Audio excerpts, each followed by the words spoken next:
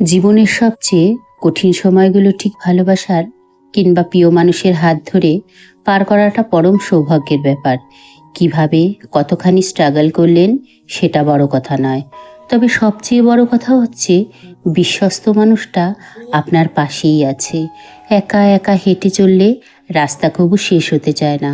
পথের সঙ্গী থাকলে সহস্র দূরের পথ হেঁটে হেঁটে অনায়াসেই শেষ করা যায়।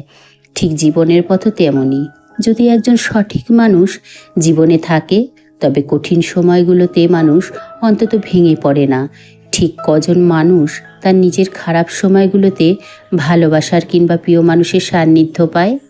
এমন একটা মানুষ যে আপনাকে বোঝে, আপনাকে বোঝায় এবং আপনার সব যন্ত্রণাই সে উপলব্ধি করে।